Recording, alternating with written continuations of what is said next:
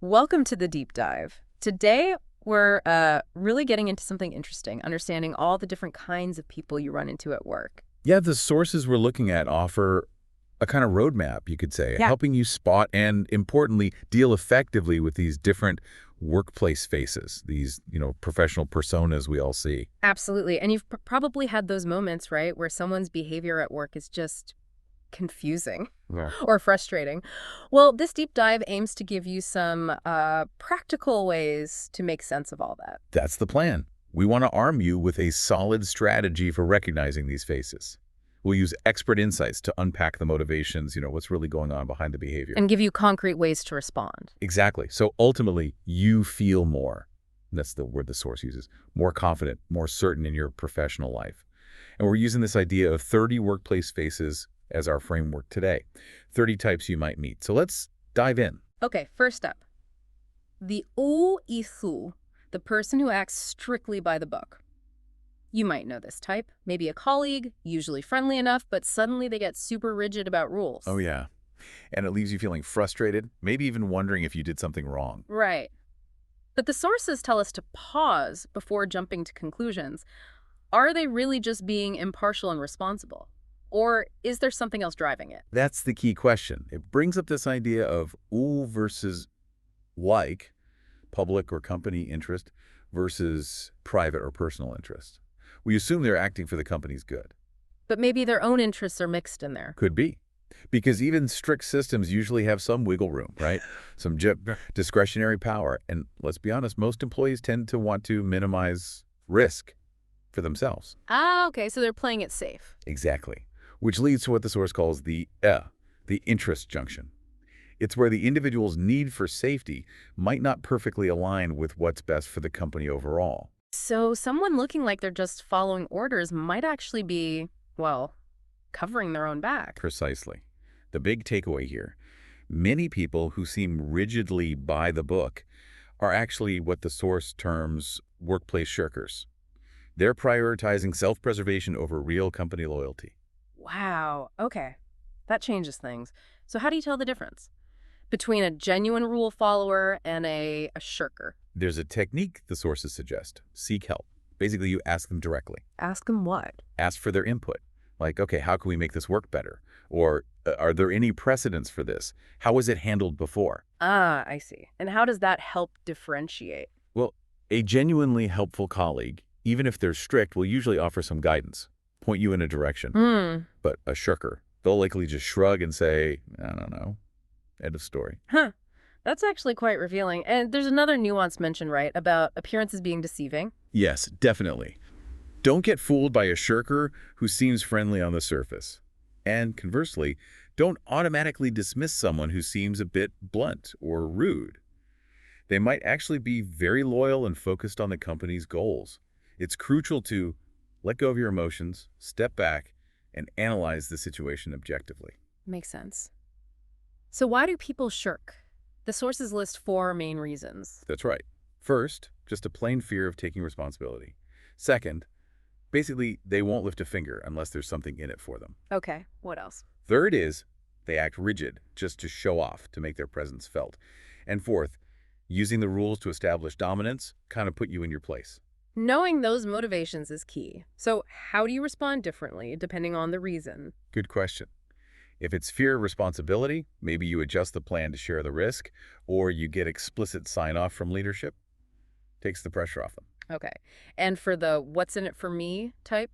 For them, you might subtly hint at how cooperating could benefit them down the line. If they're just showing off, sometimes simply acknowledging their professionalism, stroking their ego a bit, can work. And the dominance play. That requires more assertive negotiation. Stand your ground, but maybe offer a small gesture of goodwill to smooth things over. Show you're not easily intimidated. Really practical advice. So the bottom line for the by-the-book person is don't immediately escalate. Try the seek help approach first. Then figure out why they're being rigid and tailor your response. Exactly.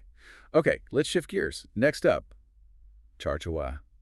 People who just love to moralize. You know the type. Oh, I know the type. The conversation's light, fun, and then they walk in and suddenly it's all serious pronouncements about what's right and wrong.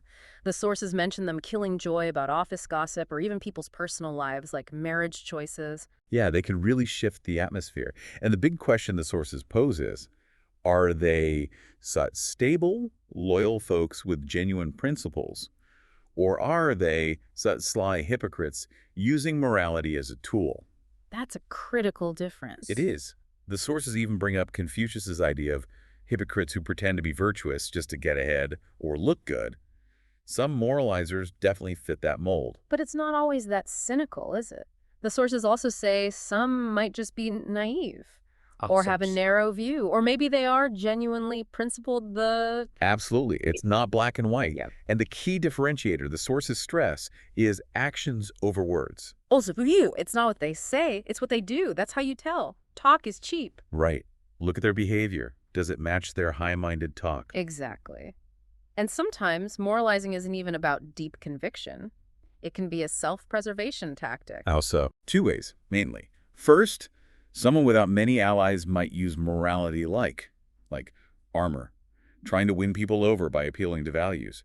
Second, some people just aren't comfortable with casual chat, so they use moralizing to keep others at a distance, build a wall. Interesting.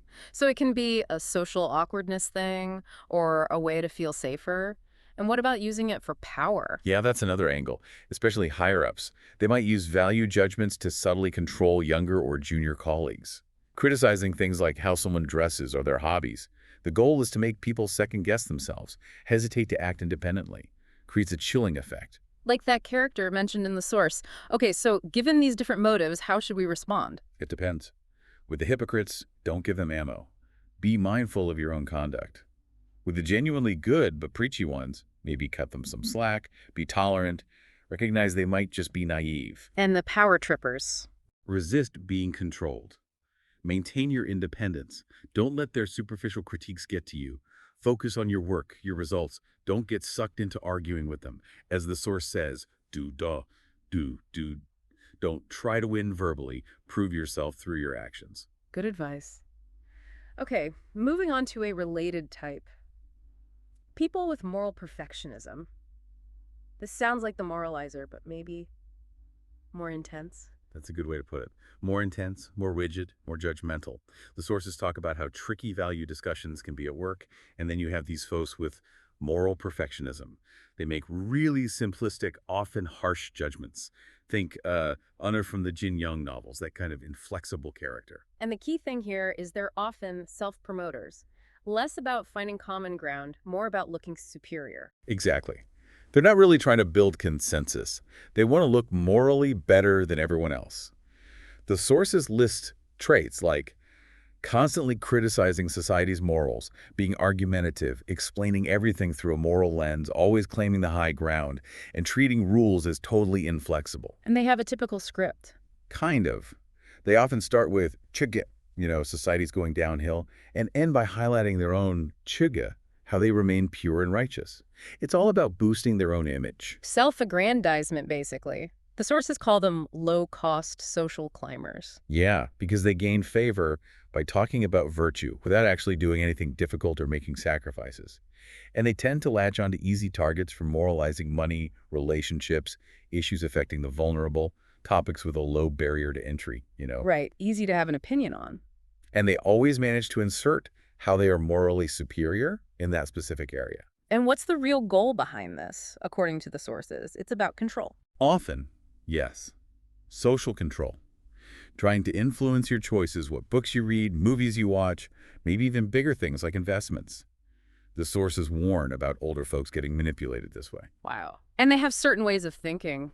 Cognitive biases? They do. One is moral generalization, turning things that aren't really moral issues into them, like judging someone's living arrangements or food choices. Okay. Then there's way blocking discussion. They make definitive statements to just shut down any debate. Like, that's just wrong, end of story. And they often show extreme emotions, getting really angry or condemning if you don't agree with them. Yikes. Sounds exhausting to deal with. What's the strategy? The sources suggest three things. Don't indulge them. Don't feed into their moral grandstanding. Second, don't provoke them. Don't deliberately wind them up. Okay, don't indulge, don't provoke. And the third? Just speak up occasionally, selectively. Limit moral debates with them. Stay quiet when they're criticizing others generally. But if they target you directly or someone you care about, assert yourself gently but firmly. Like the example given about responding to criticism for not living with your parents, you state your reasons calmly and move on. Got it. All right, let's switch to a different vibe entirely. The Husuela, the person with the troubled expression. We've all been there, right? You need help, critical situation, you go to someone who seems supportive, and suddenly they look pained, hesitant, full of excuses. Oh yeah, that sinking feeling. And the key insight here is it's not usually outright malice. Their reluctance tends to come from one of two places: fear or self-interest. So what are the true forms behind that worried look? The sources call them you, those who fear trouble, and those driven by profit or personal gain. And what both types often lack is a real sense of responsibility, a willingness to step up. Okay, let's break that down. How do we handle the ones who fear trouble? These folks are often less experienced, maybe not the strongest performers, generally indecisive. Their number one priority is avoiding risk. So advice is, don't dump your problems on them or complain to them. Okay, what should you do? Negotiate confidently. Be clear about what you need and try to keep them on your side. Make it feel safe for them. But crucially, don't put all your eggs in their basket. Have backup plans. Have checks and balances. And try not to antagonize them. Remember, their hesitation is usually rooted in caution, not malice. Makes sense. Now, what about the profit-driven ones? Their hesitation feels different, more calculated. It often is. For them, hesitation is frequently a bargaining chip, waiting for the price to be right, looking for a better offer or a bigger personal payoff. The source uses the example of Han Jin demanding Liu Bang make him an acting king during a critical moment. So how do you deal with that in a crisis? The advice is pretty pragmatic. If you need their help now, meet their demands quickly. Address their need for personal gain to get them on board. Then, once the crisis is over, you can reassess that relationship. That's quite strategic. The sources also mentioned something about why allies sometimes betray you, even if you've been good to them. Yeah, it's a warning against being too indulgent. If you spoil subordinates or allies, they might start seeing your kindness as weakness. The ideal relationship, especially leader-subordinate, is compared to a command center. And a space station needs constant communication, support, but also clear boundaries. A balance of kindness and authority. Right, set expectations. So can these types, the fearful and the profit-driven, still be useful team members? Yes, definitely. But you need to manage them carefully. Be polite, but firm. You can also leverage what the source calls the burden of betrayal. Most people feel some guilt if they let down someone who supported them. Interesting. How else can you manage them? Place loyal, reliable people around them. They can act as a positive influence and prevent negative cliques from forming. And sometimes explicitly offering forgiveness after they've messed up can actually create a stronger sense of obligation in them. Okay, that's insightful. Let's move to Yoshar. The people who suddenly pledge loyalty, often right after you get promoted or have some success, that can feel a bit strange. Yeah, a little overwhelming, maybe even suspicious. You naturally wonder, is this genuine support or are they just being opportunistic? The sources break these loyal pledgers into three main categories. What are they? First, the flatterers, usually not your direct reports, but lower-ranking folks hoping for future favors. The source quotes Confucius here about flattery being like worshiping the wrong spirits. Okay, flatterers. Who's next? Second, those who serve. These are people within your team offering congrats and basically saying, yep, still committed, ready to work under your leadership. It's often a reaffirmation. And the third type? The tricky ones. Those with unclear motives. These might be former rivals, competitors. It's really hard to know if their pledge is sincere. That's a useful breakdown. So how do you handle each type differently? With the flatterers, be polite, professional, but keep your distance.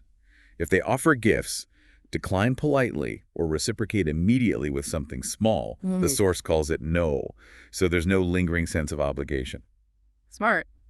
What about the team members reaffirming loyalty? For them, generally maintain the status quo initially.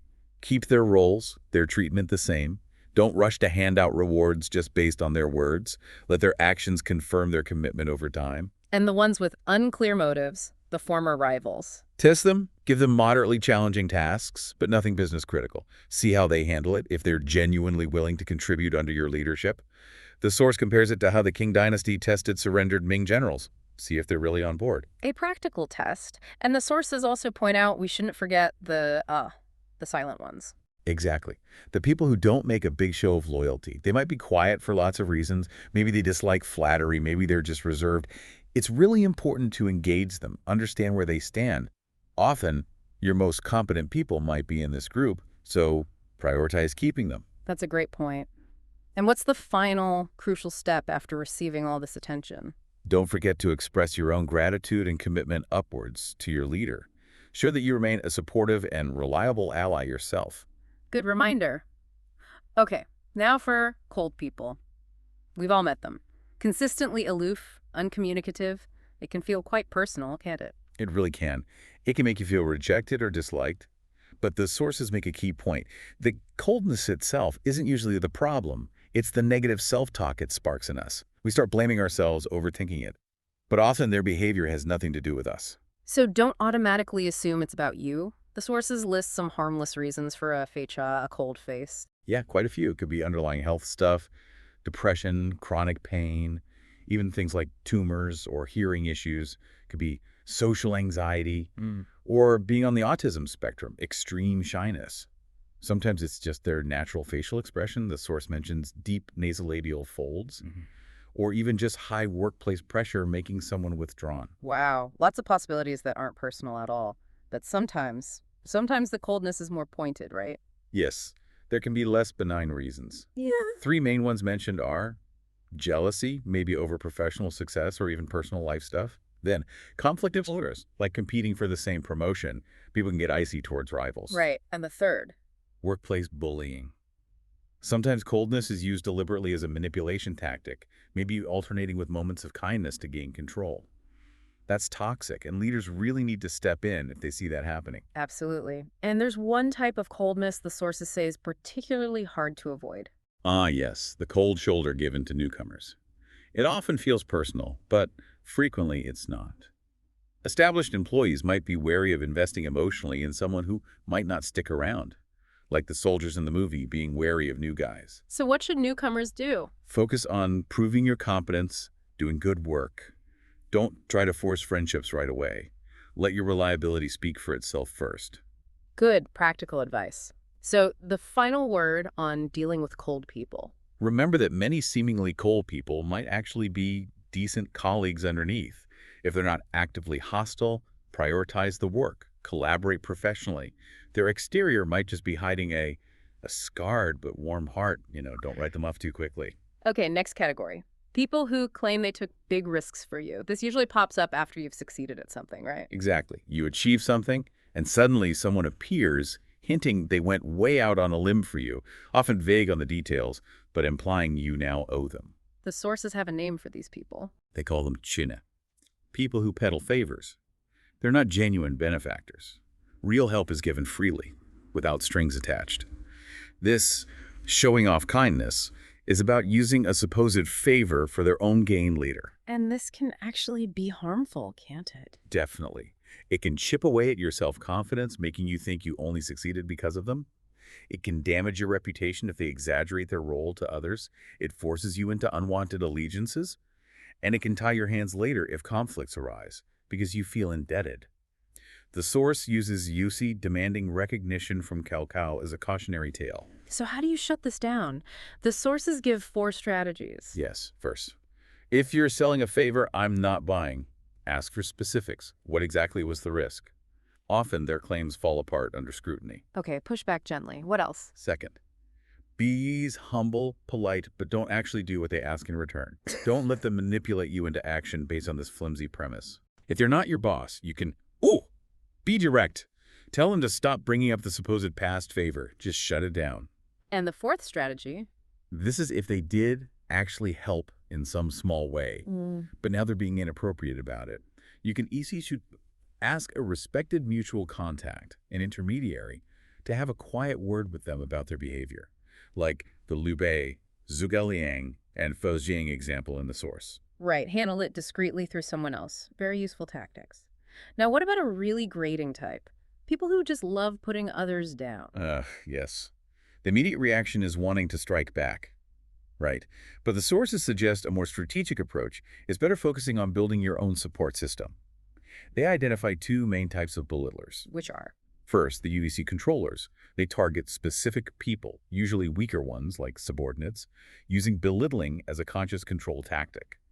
The source notes this is sometimes mislabeled as PUA, but it's more about power dynamics. And the advice for dealing with a controlling, belittling leader. Honestly, the best solution, if possible, is often to leave that situation. Get out from under them. Okay. And the second type of belittler. The chi suppressors. These folks tend to put down almost everyone around them, except maybe their own bosses. It usually stems from deep-seated low self-esteem. Their internal monologue is basically, don't act all high and mighty, you're no better than me. They get a fleeting kick out of provoking others. More pathetic than truly evil, often. Where does that come from? Often learned behavior, maybe from overly critical parents. And they discover it can sometimes give them a strategic edge. If they make you feel bad, you might make mistakes. The key is not letting them get under your skin, not letting them control your emotions. So how do you counter these suppressors? 3 tactics are mentioned. Yep. First, a simple defensive skill. I don't think so. Just calmly disagree with their put-down. Takes the wind out of their sails. Simple, but effective. Second. A counterattack. Clearly state that their comment was hurtful. When you evaluate me like that, it makes me uncomfortable. Call it out directly. Okay. And the third tactic, digging a pit. Sounds intriguing. This is more strategic. You deliberately praise someone more powerful than the suppressor, redirecting their need to belittle upwards towards someone who can handle it or even push back harder, like the Liu Yang and Hessian analogy. Just be careful not to aim them at your own friends or allies. Clever, but needs careful handling. And there's one more technique. Yes, the coldness detachment. If someone consistently belittles you in a specific setting, say a colleague who always criticizes your clothes at lunch, just stop having lunch with them. Remove yourself from that context. Makes sense. Okay, let's talk about a phrase that often sets off alarm bells. People who often say, this is for your own good. Right. That phrase, shu kokasi, it's all for your own good. It sounds helpful, but it often precedes advice or demands that really benefit the speaker, not you. It's a definite red flag. The sources argue it's actually a poor persuasion tactic. Yeah, because it relies on the speaker's authority, not logic or showing mutual benefit. It's often a kind of coerced acceptance. The unspoken threat is, if you don't do what I say, you might lose my guidance or support. So how do you tell the difference between genuine advice and this manipulative for your own good line? Real advice usually comes with explanations, reasons why, potential downsides, trade-offs, for your own good, without that clear explanation. That's usually a manipulation tactic. As the source says, any for your own good, without real persuasion, is just a game. How do you spot a real mentor versus a manipulator using this line? A true mentor teaches you, explains things, helps you weigh options, but ultimately respects your decision. A manipulator demands you just obey. Okay, so how do we respond effectively? It probably depends on who's saying it. Exactly. If it's just a meddling colleague who has no real stake, you can just thank them politely and then do whatever you were planning to do anyway. Right. Ignore it politely. What if it's a senior colleague or a mentor? Then it's a bit more delicate. The sources suggest a 4-part approach. Acknowledge their input, show respect, assert your own perspective calmly, maybe use some flattery if appropriate, and negotiate if possible. Find a middle ground. Acknowledge, assert, flatter, negotiate. Got it. And if it's your actual boss saying, this is for your own good. That's often just a thinly veiled order, so your best bet there is probably to negotiate the terms. Try to get some concessions or resources in return for doing what they want. And what if you do decide to go against the for your own good advice? Crucial point. You need to make sure your way works out flawlessly. Execute perfectly. Prove your decision was right through results. But, and this is important, never gloat about it afterwards. Don't rub it in. Wise advice. Okay, nearing the end here. Let's tackle snobbish people. Most find them pretty unpleasant. Yeah, snobbery definitely has negative connotations. The snob is rarely a popular figure. They're often seen as petty Heil. So what's the core definition, and why do people act this way? Basically, snobbery is flattering the powerful and looking down on the less influential. Sucking up and punching down. Why do they do it? The sources suggest it's a way to simplify their social world, to focus their energy only on people they think can help them climb the ladder. The problem is, their only criterion is current power and usefulness. And that's where they go wrong. Often, yes. They misjudge people's potential, they're very short-sighted, they burn bridges needlessly, and they forget that other people are watching how they treat those they deem unimportant, which damages their own reputation. They don't see social interaction as a network. So how do we handle snobs effectively? Rule 1. Don't let them get a rise out of you. Your anger just entertains them. Rule 2. Focus on your stuff. Their snobbery is their problem, stemming from their insecurity. Improve your own work. Build relationships with key people who matter. Don't waste energy trying to change the snob. And rule 3. Consider forgiveness, maybe a gentle course correction, especially if you still need something from them, but avoid public shaming. Maybe subtly remind them later how they misjudged things. The source uses the cow-cow analogy, burning the letters from those who wavered, suggesting strategic forgiveness can be powerful. So the takeaway on snobs. They're often ultimately foolish. Be friendly but guarded. See them as a potential, if unpleasant, resource you might occasionally need to interact with. Right, 2 more. Ikazan. People who love to compliment and schmooze, always smiling, overly polite. Constantly telling you how great you are, eagerly trying to find common ground. Oh, you like that too? Me too. They can come across as insincere, sycophantic. What's driving that psychologically? Usually a deep need for approval. It's a kind of social exchange. The compliments often feel hollow because they lack real observation. And the schmoozing is like saying, you're great and I'm like you, so I must be great too. How are they different from snobs? Snobs flatter too. Snobs target the powerful and look down on others. These complimenters often flatter more broadly, even people at their own level or below. It's more of a general long-term strategy to be liked by everyone. So are they harmless? Can you work with them? Generally, yes. They're not usually malicious, just maybe socially awkward or insecure. They might even grow into genuinely good networkers over time. How should you manage them if they report to you? Use their enthusiasm, but maybe sparingly. They need external validation, so give them clear tasks. Be vigilant that their need for approval doesn't lead them to cozy up to your rivals, and really encourage their professional growth, so they focus on substance, not just smooth talk. And if they're peers? Don't get into a flattery war. Focus on your own work. Solve problems for the boss. Report your own progress so they can't take credit. Keep a professional distance. Prioritize relationships with people who are genuinely helpful. Reciprocate their compliments briefly so you don't seem rude, but definitely don't buy into their hype too much. Okay, last one. What heck you? The person who asks for help with everything. Ah, yes. Starts out seeming polite, humble, maybe new. Could you just show me this? But they never learn, never try things themselves. They can quickly become the sly old fox who dodges all actual work by constantly asking for help. What's their real deal? Are they incompetent? Not necessarily. The sources call them irresponsible or Yeah. relationally immature. They avoid effort, avoid responsibility, often use emotional manipulation. I'm just so overwhelmed. They're not incapable, just unwilling and turning my wags. They happily take help but rarely give back, and often they're quite opportunistic underneath it all. And they cause problems. Big time. They drain leaders' time, cause resentment among colleagues who pick up the slack, can lead to suspicions of favoritism. Why does he get so much help? And just generally poison the work ethic. So how do you deal with them? If it's a peer, firmly refuse. Draw boundaries. Sorry, I can't help you with that right now. If you're subordinate. The advice is pretty blunt. If you can, manage them out quickly. Deal with HR, pay severance if needed, but get them off the team. And if you can't get rid of them, maybe they have connections. And you need to complain to your boss. Document the issues. Try to leverage the situation, maybe use it to argue for more resources or recognition for your productive team members, and actively shield your team's real achievements from being associated with this person. Don't let them ride your team's coattails. Wow, some tough calls there. Finally, let's touch on the rumor mongers, the gossips, the hidden eyes and ears. Yeah, every workplace seems to have them. They collect bits of info, often distorted, and spread it around, causing damage and distrust. Why do people do it? Several reasons. Suijine. It's a cheap way to undermine rivals if you're falling behind. Being the one in the know. gives them attention, makes them feel important. The cost of spreading rumors inside a company is often perceived as low. And sometimes it's about gaining perceived power because people think you have inside info or connections. They essentially hijack the conversation. How do you spot them? And how do you protect yourself? Often the people who haven't succeeded through normal channels.